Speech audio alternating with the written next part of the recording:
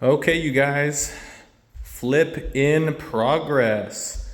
So it looks like we got the floors all looking nice and new and shiny and bright. They were pretty dirty before, so this actually looks pretty nice.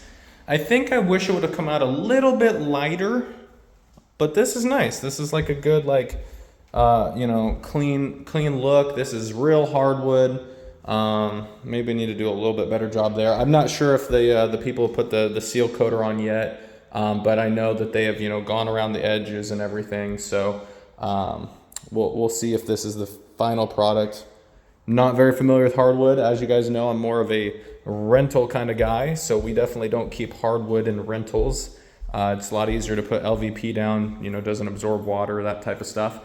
But anyways, you guys, we still need to do obviously some touch-up paint here with different things. We need to fill some holes and stuff. But overall, I mean, this place is pretty nice. We are replacing all of the heating source thing, so we might keep this. But yeah, in every room there was a thermostat type thing, and now we're actually just going to go straight to a full HVAC system.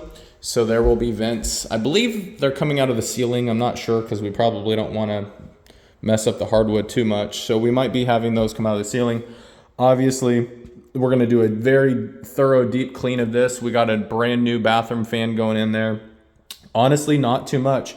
We like the tile. It's the same that's in the kitchen. We got the toilet looks fine. Got this cool accent wall. We're leaving that. Obviously, we got to clean all the sand, or not the sand, all the wood stuff because they were sanding here. So we got a bunch of just mess everywhere. So we'll come through here, obviously clean it, get the doors back on, probably replace that light fixture as well. And then we do need to paint the doors. Actually, we took all those off the hinges. One, to make it easier for this stripping process, and two, so we could paint them in the garage. But yeah, new LED lights throughout. There's two more that's gonna be in the hallway. That's why that looks dark.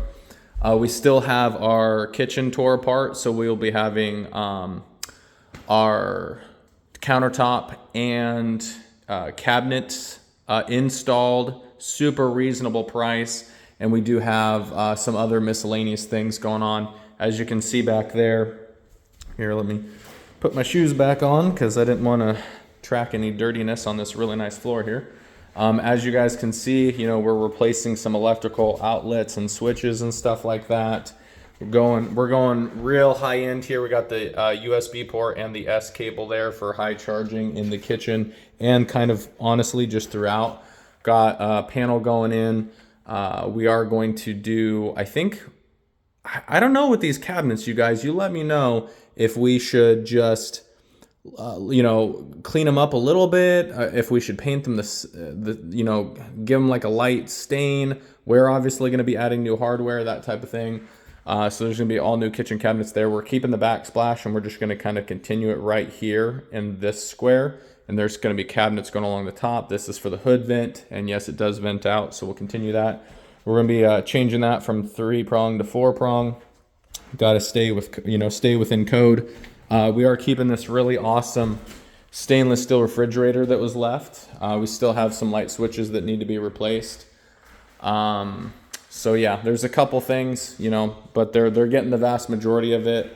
We got these new plugins there. That one still needs done. That one still needs replaced. That light switch is good. So it looks like there's just some still minor electrical stuff to go. We're going to be putting our dishwasher right here, so you can see the new line right there.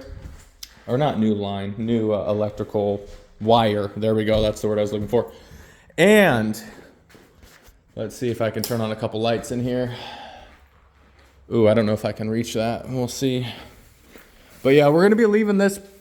This is pretty much it, you guys. We came in here. We did as much prep as we possibly could.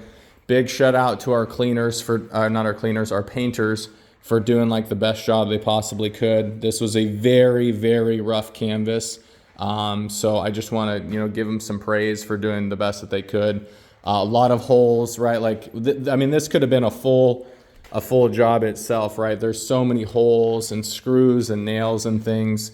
So we came in, we did the best. We said, hey, just prep it to the best of your ability. Look, even there, we left a nail, we left a screw, right? Like now that you can like see it bright and white and a little bit cleaner, it looks a little bit nicer now, but you know, there's still obviously a bunch of dings and dents and stuff like that, but that's okay. This is just a garage, right? We're not here to fix every single thing. We just wanted to give it a quick white coat just to, you know, clean it up a little bit fresher. Obviously we have that door screwed shut. You know, still need to do some light switches and stuff, but that kind of gives you guys an idea of where we're going with this property. And then one thing that I would be remiss to show you, oh yeah, we still got plenty of work. Yeah, we still need this right here. That's going to be turned into a really nice, like, I don't know how far exactly out we're going, but yeah, we're definitely going to turn this into a really nice patio situation. Here's the final product of the outside. We got the downspouts, got the gutters, and just so you guys know, pro tip, depending on the quality of paint you use, it's probably best if you just spray these things. You want them to be looking clean and crisp and new, so you want to spray your gutters.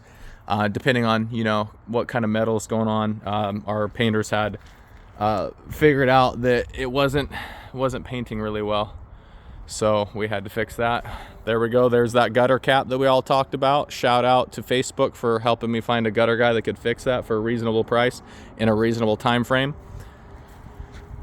Got this whole outside. One thing that I did not know, so let me switch this. The one thing I did not know, you guys, when you are painting cedar shake, it will actually contract a little bit, like as it soaks up the paint, and you'll little things right here. These little lines, you can't really tell in the video, but I can tell, like, yeah, here's some like white lines and stuff. That definitely was not like there, you know what I mean? And still, like, we got some, you know, cleanup to do, right? So there's still a bunch of final touches, right? We're still kind of in the thick of it. I think we're gonna bark dust this whole thing right here. I pulled out as many blackberries as I possibly could. There was all kinds of nastiness and garbage over here, so we just raked it and filled a bunch of yard debris containers. But yeah, we're gonna kind of leave these steps leading there. Then we're gonna have our concrete patio. We're gonna leave those steps over there. We're gonna try to clean up that a little bit. I need to get a better pair of clippers and clip this metal stuff out of here, because it was really nice for like grilling or whatever, right? Like they had the metal grills, the grates in here or whatever, but now they just all fell apart. Like they're all, you know, look at that, it's all messy, right? So I just need to clip all that out of there, and then, you know, you can put a new metal thing down if you want to, but we're gonna fill in these cracks, repaint this thing.